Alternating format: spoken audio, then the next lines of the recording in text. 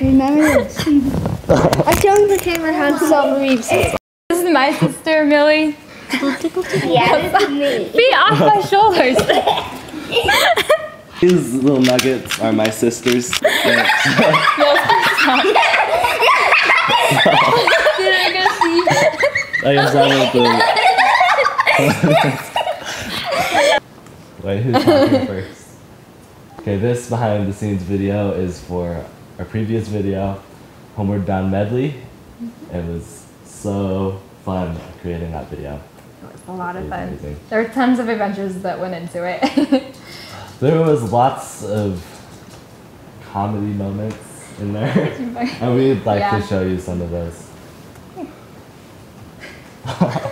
So one day when we were filming, it was the bridge scene, and I got a bug bite the day before filming at the railroad tracks, and I was kind of concerned because I had this big bump on my head from the bug bite. I was having an allergic reaction to the bug bite.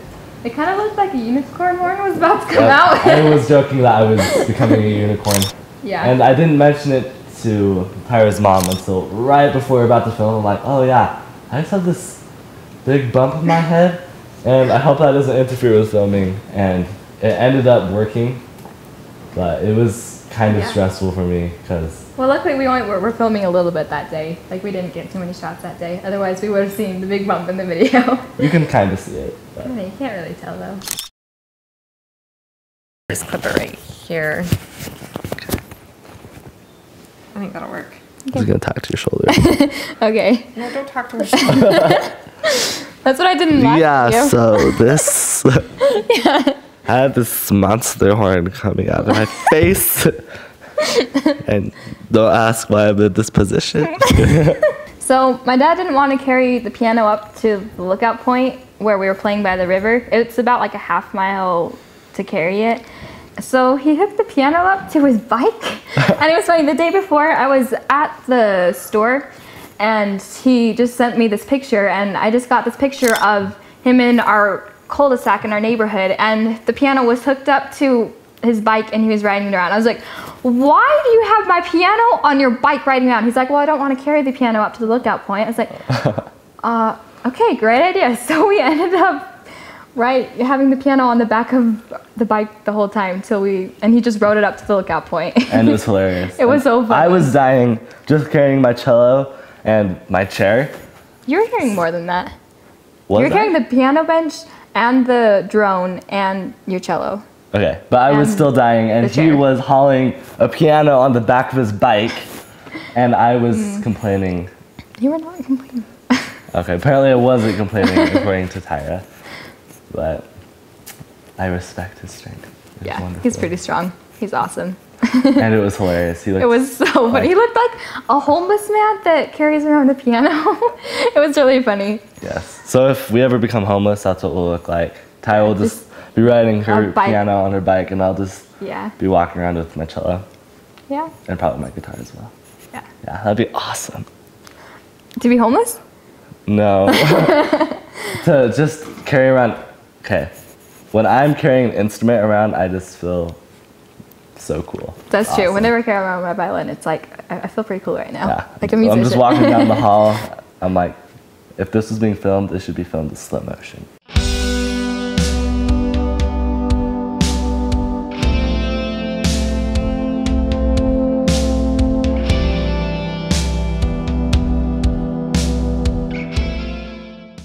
I was thinking like walking down the hall with my cello. And then I'll be right behind you on my bike with the piano hooked up. Yes. I will just be doing it in slow motion.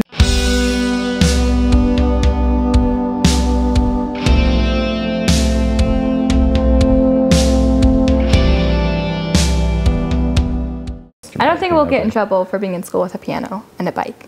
Heavens, no. Okay, no.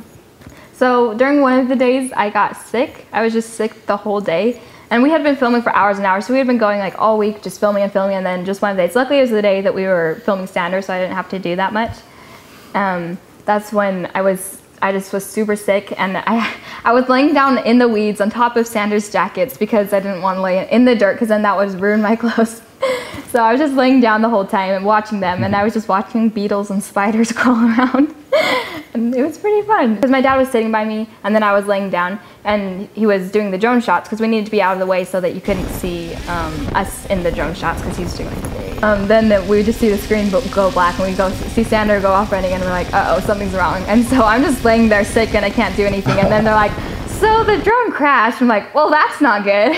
It was crazy. So I was just trying to be awesome and walking down the field, trying not to smile or anything. It was really hard. And all of a sudden, I just hear this huge crash, and I look over, and the drone is falling down. The blades are flying everywhere.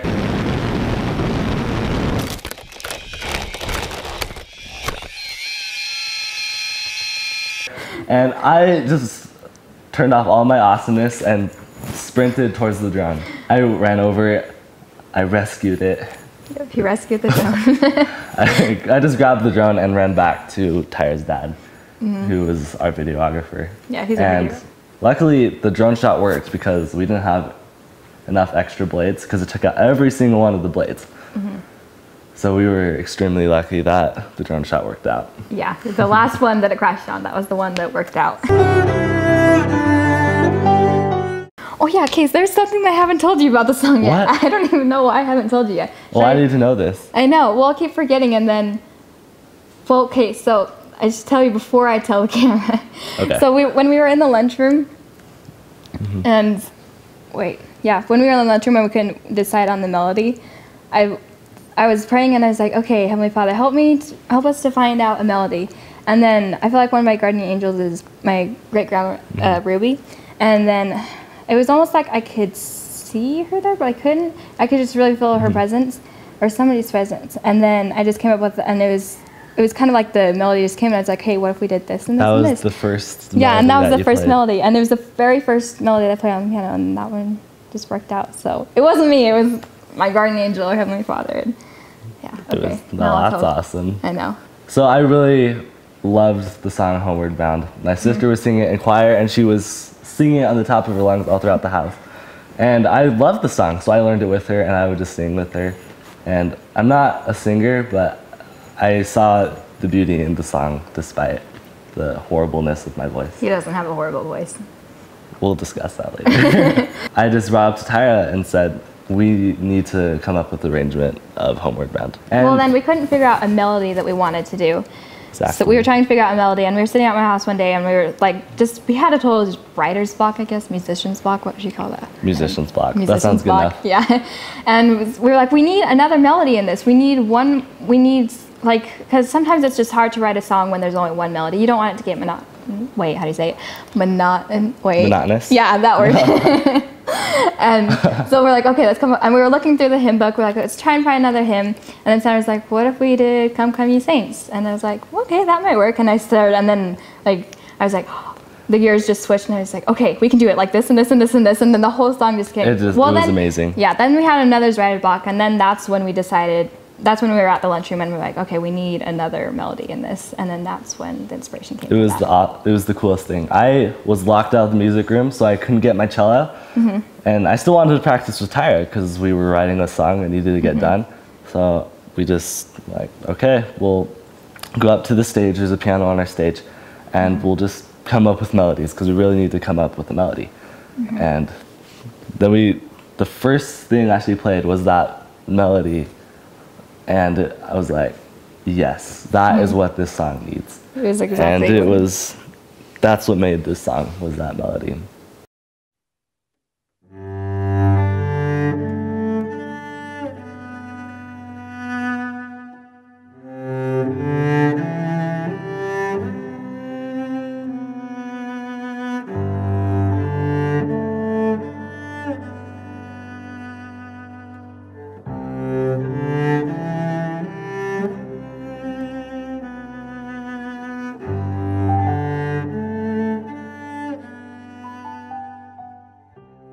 Had the song mostly figured out by ourselves. So we had the melodies that we wanted. It was We had like the basic outline. Yeah, we had the basic outline. It sounded really good. I was really enjoying playing it, and there was just something missing.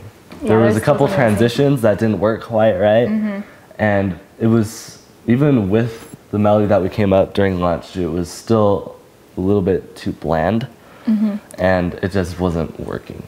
So we found Lyle Black. We figured out that he was having classes every other Friday. And it happened to be just like 3 minutes from my home, so that was really convenient. And it was wonderful. We could tell that we needed to be there. It was amazing what he could do. He understood the music. We just played it once for him, and he was like, okay, and the whole time he was like, song. he had like his musician's creative mode on. You know how people get in those like creative modes and like they're just on fire. And he had a copy of the music, and I had a copy so I could play. And so he was like writing notes and taking notes, and he's like, change this and this and this, and he was like, guys, this is so good. He was so excited. And then he was really restless when we were playing. You could tell he was so excited. At least it was so cool. He was. It was just amazing because it was wonderful. It was amazing because it was almost like he spoke our musical language. He could speak our craziness. It's awesome when you get with other musicians, especially ones that kind of play in the same style that you do. With Tyra and I, that's how it worked. Yeah. We had the same styles, and we spoke music. There's lots of quotes that says that music is the general language of the world. People speak music, and that's why I think it goes so deeply into the soul. So it was really awesome to have Jason speak music so fluently, and that we could understand it so well. Yeah, it was amazing. So when we were filming in the field, there was something on the side of the road. I couldn't tell what it was, and we went up to it. At first I thought it was like this weird metal scorpion thing in the middle of the road. Yeah, it looked like a giant scorpion. It was and I was kind of freaked out a little bit. So was I. And we went up closer, and it turned out to be a rib cage.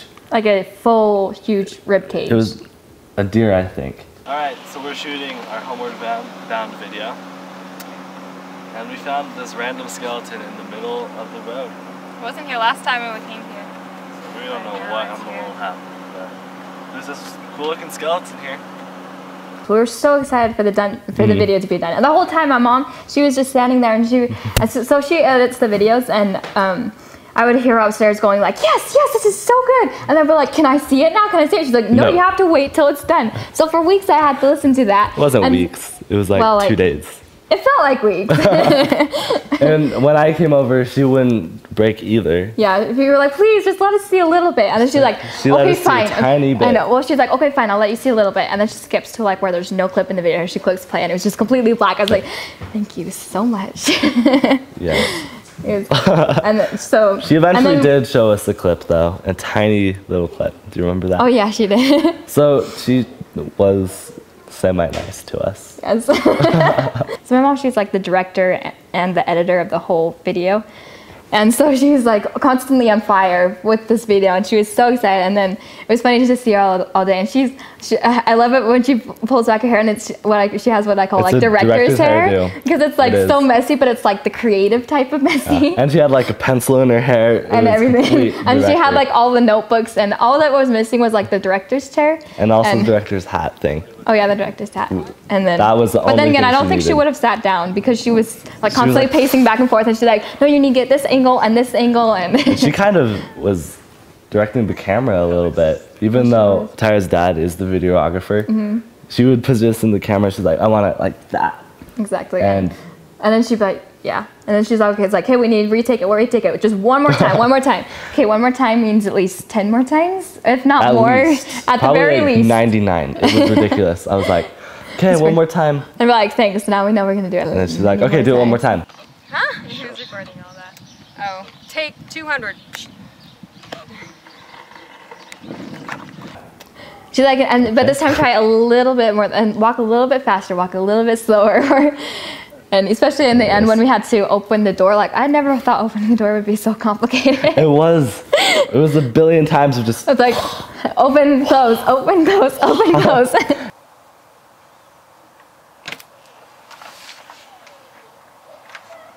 Good. Okay, do it one more time.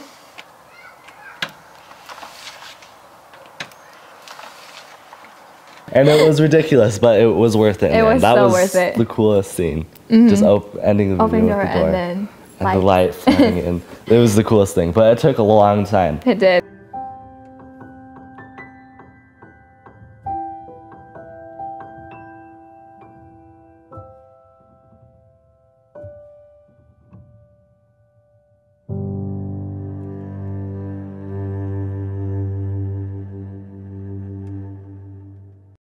Like half an hour for each door. How hard it is to make these videos. Like, it seems so simple. Like, you watch the Piano Guys videos and Lindsay Sterling's video and all these amazing musicians' videos, and you're like, okay, that looks like a lot of work, but like, it seems a day. Yeah, like maybe a week tops. No.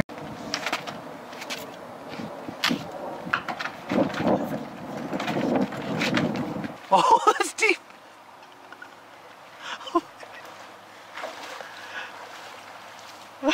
I did not expect it to be that deep. That was deep. Okay, do it again. All right, go for it, Tyra. Okay, come. Okay, go. Go. Okay, and go. Okay, ready, and go. Okay. Okay, go for it. Okay. All right, go for it.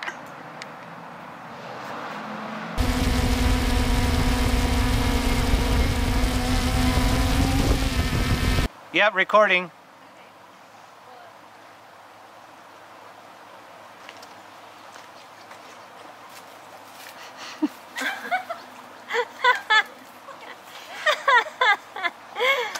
It's slippery there.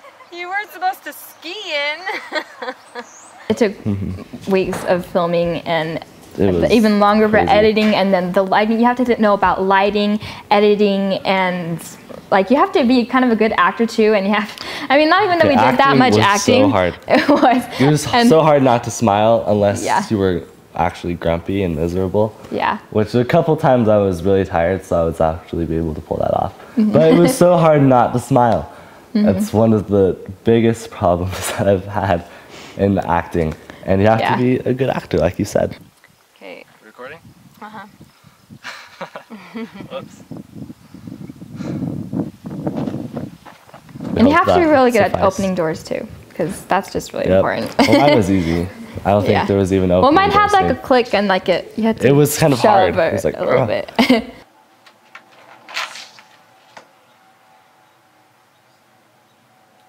Okay, we're gonna try that. So do that again.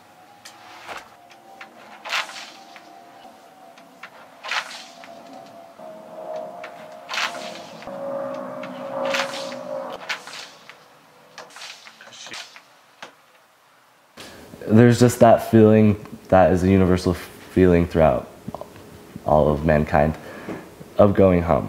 And we really wanted to capture that. And Homeward Bound, the song, captures that so well. So the message of the song is really meant to be interpreted. At least that's how I interpret it. Yeah. I'm not sure what Tyra thinks.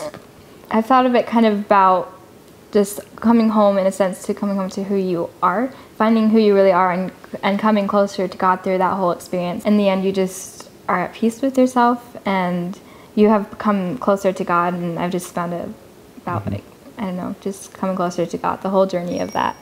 It's also kind of a refining process, because in the beginning of the video, we had all these clothes on, all these burdens, if you will. Kind of like worldly possessions. And we were being refined. We were shedding our clothes and our burdens.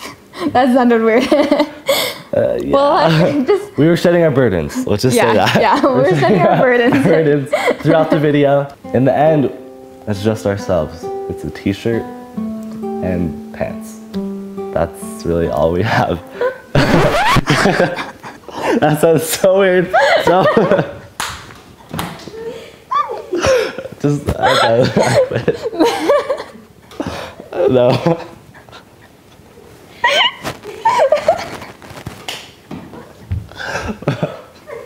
We're done. We're done. Yeah, I just Please walk away subscribe. now. Goodbye.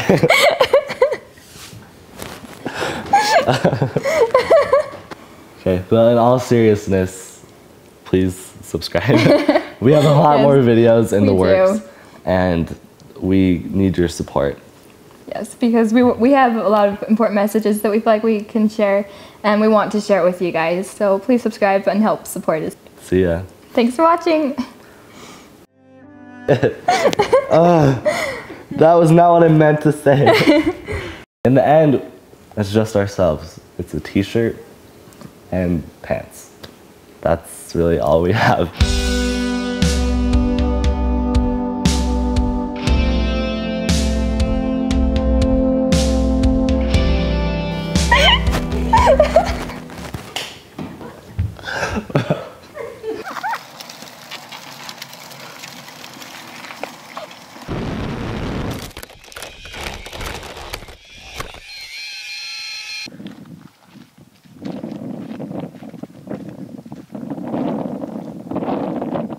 No.